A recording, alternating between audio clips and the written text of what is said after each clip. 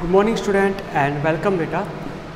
तो हम आपका वही साइंस का जो सेकंड चैप्टर था that was is matter around us pure, कि हमारे आसपास का जो मैटर है वो प्योर है कि इम्प्योर है। ठीक है, और हमने इम्प्योर मैटर जो था उसको सेपरेट करने के लिए, जो कि मिक्सचर था, ठीक है, मिक्सचर्स को सेपरेट करने के लिए हम डिफरेंट टाइप ऑफ मेथड्स देखे थे। ठीक है, वो काफ़ी सारे मेथड थे और वो कल की डेट तक वो हमने सारे स्टडी कर लिए थे। ठीक, और अलग अलग मेथड अलग अलग मिक्सचर्स को अलग करने के लिए था। ठीक है, जैसे कि मान लीजिए आपका डिस्टिलेशन में मेथड कुछ अलग है। ठीक है, और आपका और हमने काफ़ी पढ़ा था क्रोमेटोग्राफी, वो एक अलग मेथड है। ठीक है, इस तरह से काफ़ी डिफरेंट टाइप के आपके वो थे मेथड्स थे सेपरेशन के लिए। ठीक है, सब्लिमेशन टाइप से था और भी काफ़ी थे, तो वो हमने देख लिए थे। आज के जो फाइनल टॉपिक है वो है कि फिजिकल एंड केमिकल चेंजेस, मतलब जो आसपास का जो मैटर है उसमें जो चेंजेस हो रहे हैं वो फिजिकल है क्या केमिकल है। जैसे मान लीजिए पानी है, पानी फ्रीज होकर ठंडा होकर आइस बन जा रहा है। ठीक है, और वही पानी जो है हीटअप होकर वेपर में कन्वर्ट हो जा रहा है। तो कोई पूछे किस तरह का चेंज है, ये फिजिकल चेंजेस है या फिर केमिकल चेंजेस है। ठीक है, इस तरह आपको देखने आसपास जो भी आप चीज़ें देख रहे हो, जो भी आप चीज़ें, तो मैंने एग्जांपल दिया था जस्ट वाटर का, आसपास जो भी आप देख रहे हो उनका हमको थोड़ा पता होना चाहिए कि फिजिकल है, केमिकल है या फिर किस तरह का चेंजेस है। ठीक है, तो उसी के सीरीज़ में हमको इस चीज़ को स्टडी करना है जो कि काफ़ी ज़रूरी है। देखिए फिजिकल चेंजेस क्या होगा, फिजिकल चेंजेस वैन, इसको ध्यान से समझने की कोशिश करिए और ये सिंपल कुछ है भी नहीं इसमें। वैन स्टेट ऑफ मैटर,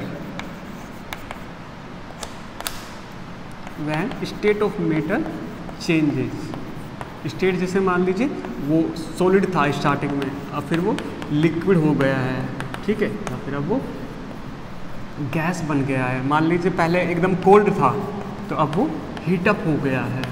ठीक है, इस तरह के जो भी चेंजेस रहेंगे उनको आप लाओगे फिजिकल चेंजेस, फिजिकल चेंजेस के अंदर। फिजिकल मतलब जिनको आप ऑब्जर्व कर सको फिजिकली, उनको टच करके महसूस करके इनको देख सको कि हाँ इसके अंदर कुछ ना कुछ चेंज हो रहा है। ठीक है, वही मैंने लिखा है the when state of matter changes, किस किस तरह से, solid to liquid, liquid to gas, gas to solid, liquid to solid, किस तरह से कन्वर्जन हो सकता है। या फिर मान लीजिए कोई ऑब्जेक्ट है आपका वो हीटअप हो रहा है फिर कूल डाउन हो रहा है, तो ये किस तरह का चेंजेस है, ये आपका फिजिकली चेंजेस है। Okay, next we have to talk about chemical changes. Chemical changes क्या होते हैं, केमिकल चेंजेस के ठीक सिंपल सा है, वैन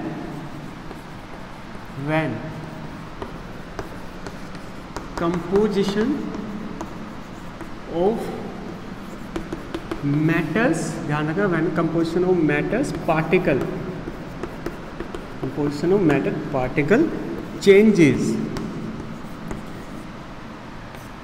ठीक है, केमिकल चेंजेस के अंदर क्या आएगा, कभी भी जब आपका कोई मैटर के जो पार्टिकल्स रहेंगे जिनको आप एटम बोलते हो, ठीक है, एटम्स, उन एटम्स या फिर मॉलिक्यूल्स आप बोल सकते हो, एटम्स तक अभी हम नहीं पहुँचे, मॉलिक्यूल्स बोल सकते हो, कंपाउंड बोल सकते हो आप। ठीक है, जैसे कि H2O क्या है, एक कंपाउंड है, H2SO4 क्या है, एक कंपाउंड है, HCl क्या है, एक कंपाउंड है। जैसे कि मान लीजिए जैसे ये H2O है, हाइड्रोक्लोरिक एसिड है, ठीक है, या फिर H2SO4 है, Na2CO3 है। ठीक है, इस तरह ये सारे क्या है, कंपाउंड है।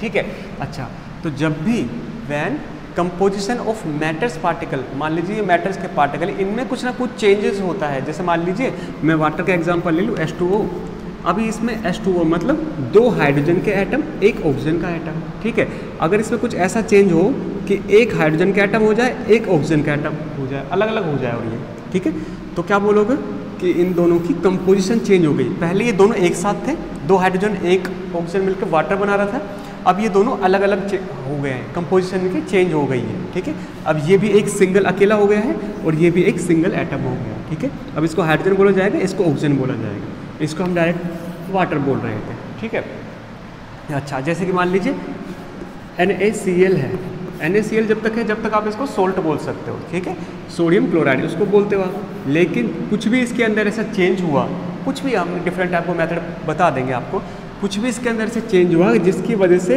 मान लीजिए सोडियम अलग हो गया और क्लोरीन अलग हो गया। ठीक है, तो अब आप इसको सोडियम बोलोगे, इसको क्लोरीन बोलोगे। ठीक है, और स्टार्टिंग में इसको पूरे को एक कंपाउंड को क्या बोल रहे थे, सोडियम क्लोराइड, जो कि एक सोल्ट था, और अब सोल्ट था, या फिर इसको कंपाउंड भी बोल सकते हैं, ये कंपाउंड था। लेकिन अब ये दोनों अलग अलग हो चुके हैं, अब ये बन चुके हैं एलिमेंट। ठीक है। कुल मिला के जब भी फिजिकल स्टेट जो आप देख रहे हो उसमें को आपको कुछ चेंजेस दिखता है तो वो होगा फिजिकल चेंजेस के अंदर। केमिकल चेंजेस जो उसका फॉर्मूला रहेगा, अगर मोटे मोटे तौर पे बोलूँ, उसका जो फॉर्मूला रहेगा उस केमिकल का, ठीक है, वो ही चेंज हो जाएगा। मान लीजिए 2 एटम थे, अब मान लीजिए 10 एटम हो गए हैं उस फॉर्मूला के अंदर, उस कंपोजिशन के अंदर। मान लीजिए 1 एटम था, अब 10 हो चुके हैं। मान लीजिए 5 एटम्स थे पहले, अब वो किसी भी तरह से जुड़ के 4 हो गए, 3 रह गए, ठीक है। जब भी ऐसी चीज़ें हो रही है तो आप उनको बोलोगे केमिस्ट्री के अंदर केमिकल चेंजेस, जो कि क्या है, when composition of matter particle changes, ठीक है।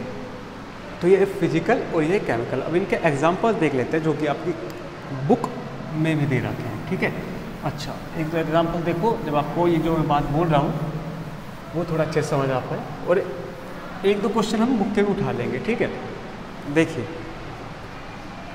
बात करते हैं, सबसे पहले वाटर की कर लेते हैं। मान लीजिए आइस चेंज हुआ है लिक्विड में,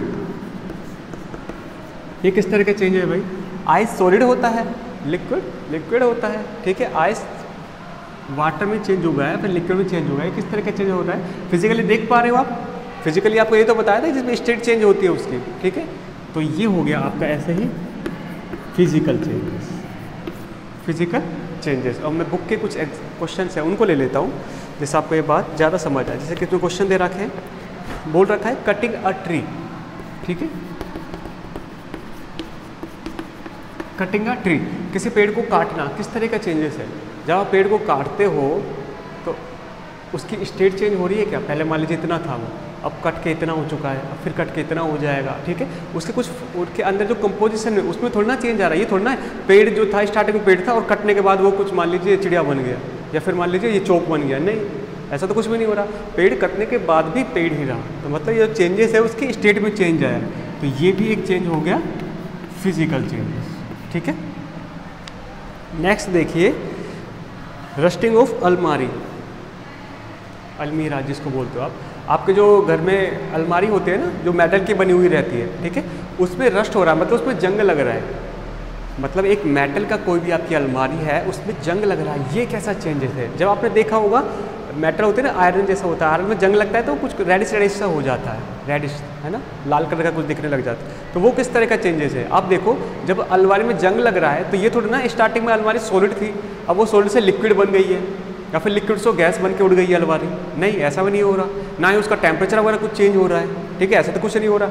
हाँ, उसके कुछ कंपोजिशन जो है, उसके फॉर्मूला वगैरह, मतलब उसके जो एटम्स हैं उनमें कुछ ना कुछ चेंज हो रहा है, उसके कंपोजिशन जो है। और वो कैसे होता है जिसमें बता दो, आपके सिलेबस का नहीं है, फॉर्मूला बता देता हूँ। जैसे मान लीजिए आपका आयरन का जो भी अलमारी वगैरह बनी हुई है, मान लीजिए ऑक्सीजन के साथ रिएक्शन करेगी, ऑक्सीजन के साथ, ठीक है, तो ये बनाएगा Fe2O3। ये होता है असल में जब आपका जंग लगता है ना, तो आज में फेरस ऑक्साइड की एक लेयर बन जाती है। ये लेयर आयरन के ऊपर बनती है और इसी की वजह से वो अलमारी जो होती है आपको, अलमारी वो आपको रेडिश दिखाई देती है। तो देखो, पहले एक फेरस यानी कि पहले एक आयरन का एटम था, 2 ऑक्सीजन के एटम कंपोजिशन होके मिलके क्या बन गए? Fe2O3 एक साथ आ गई है, ठीक है। अब यहाँ पे क्या हो गए? 2 आयरन के एटम, 3 ऑक्सीजन के एटम। पहले ये दोनों अलग अलग थे, अब ये मिल गए हैं, ठीक है। तो ये दिस टाइप ऑफ चेंजेस को केमिकल चेंजेस, ठीक है। इस तरह के चेंजेस को आप बोलोगे केमिकल चेंजेस, ठीक है। एक और देख लीजिए, डिसोल्विंग, ये अच्छा एग्जांपल है, डिसोल्विंग कॉमन सोल्ट इन वाटर, पानी में नमक को घोलना, किस तरह का चेंजेस है बताओ? थोड़ा दिमाग लगाओ कि जब पानी में नमक को घोलते हो तो कुछ चेंज होता है क्या? ये है कि पानी में आपने नमक डाला तो वो आइस बन गया, नहीं, या पानी में आप नमक डाला तो वो हीटअप हो गया, ऐसा भी नहीं होता। पानी में नमक डाला है तो गैस वगैरह कन्वर्ट हो गया, नहीं, ऐसा तो नहीं हो रहा, ठीक है। लेकिन ऐसा भी हो रहा है क्या? पानी है और नमक है, असल में जब आप पानी के अंदर नमक को घोलते तो क्या होता है, पानी के जो भी पार्टिकल्स होते हैं उनके बीच में नमक जो है सोल्ट, उसके पार्टिकल्स आ जाते हैं। तो इसमें स्टेट में कुछ चेंज होता है क्या? फिजिकली आप देख पाते हो कि हाँ, जो पानी है थोड़ा सा धुंधला धुंधला हो गया है, ठीक है, धुंधला धुंधला हो गया, देख पाते हो ना। तो और अगर उसका बिल्कुल एटॉमिक लेवल में बात करें, मतलब बिल्कुल छोटे लेवल में बात करें, तो उसके अंदर NaCl जो आपका नमक है वो अलग पड़ा रहता है, और वाटर के जो मॉलिक्यूल्स है वो अलग अलग पड़े रहते हैं। इन दोनों के बीच में रिएक्शन कोई भी नहीं होती है, ठीक है। तो ये जो चेंजेस आएगा, कौन सा? डिसॉल्विंग सोल्ट इनटू वाटर, ये चेंजेस आएगा आपका फिजिकली, ठीक है। ये चेंज है आपका फिजिकली चेंज, ठीक है। फिजिकली मतलब जिनको आप देख पा रहे हो, स्टेट चेंज हो रही है, गर्म हो रहा है, ठंडा हो रहा है, इस तरीके। और केमिकल चेंजेस मतलब उनके कुछ केमिकल्स जो है जिस चीज़ से वो बने हुए हैं उसमें कुछ चेंज हो रहा है। जैसे कि आपको बताया ना, आयरन अलग है, ऑक्सीजन अलग है। ऑक्सीजन के 2 एटम से पहले आयरन का 1 एटम है। अब दोनों रिएक्शन की, रिएक्शन करने के बाद ये बना ली, ठीक है। और ये जो एक और चीज़ बता लो अलग से, ऑक्सीजन जो होती है, ऑक्सीजन आपके एटमॉस्फेयर प्रेजेंट होती है, आयरन आपका रखा है, जैसे ये आयरन है, एटमॉस्फेयर में जो भी ऑक्सीजन रहेगी उससे रिएक्शन करेगा और फिर आपके ये रेडिश जो सरफेस है इसको बना करके दे देगा, ठीक है। एक और ले लेते हैं।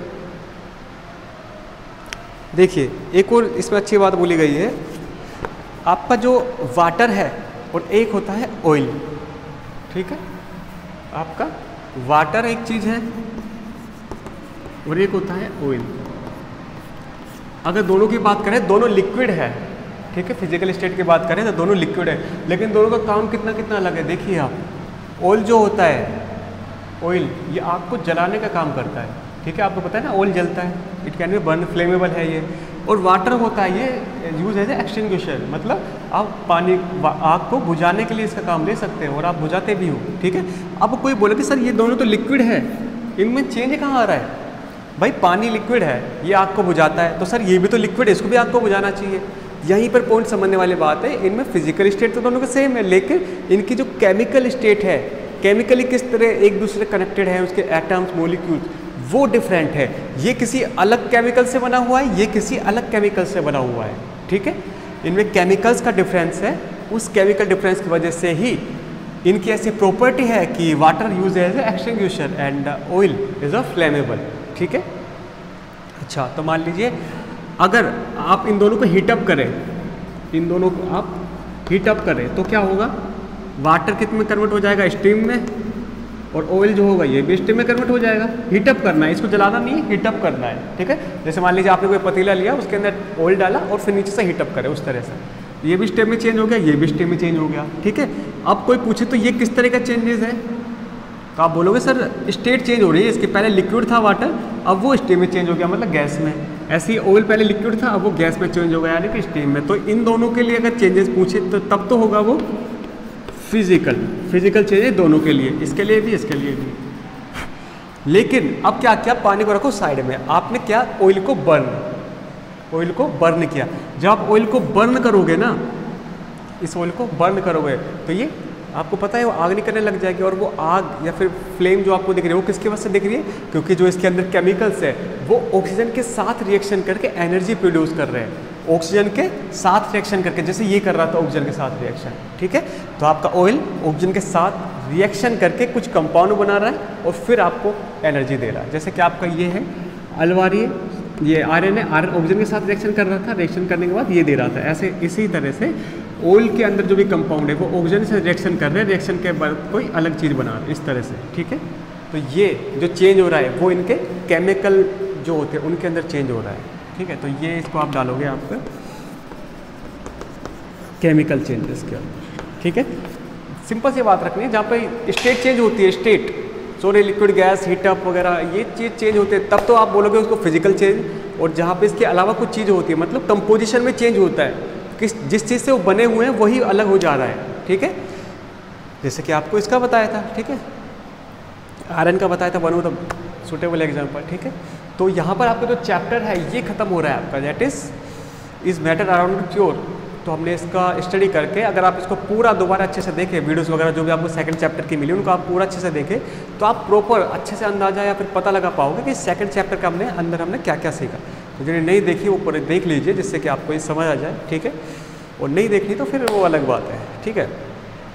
तो अब जो इसके आगे हो गया, आगे इस पर डाउट वगैरह जो आएंगे आपके, आज तक वीडियो देखने के बाद आपके पूरे चैप्टर जो है उसमें जो भी डाउट है वो आपको सेंड करने, ठीक है। प्लस में जो आपके कल क्वेश्चन आंसर है जो भी इंपॉर्टेंट ज़्यादा है उनको मैं उठाकर यहाँ पर हम उनको डिस्कस करेंगे, ठीक है। आपके कुछ टेबल्स वगैरह बना करके बता देंगे आपको कि मिक्सचर और कंपाउंड में क्या डिफरेंस होता है, ठीक है। मिक्सचर, कोलाइडर, विलियन सॉल्यूशन, इनमें क्या चीज़ें होता है, इनके कंपेयर करके एक टेबल बना के दे देंगे, जो कि आपके एग्जाम में भी आ सकते हैं, आपकी बुक में भी आ सकता है। और ये चीज़ तो साइड में आपको पता भी होना चाहिए अगर आप साइंस की स्टडी कर रहे हो तो, ठीक है। तो ठीक है, फिर तब तक मज़े करो, ठीक है। Thank you.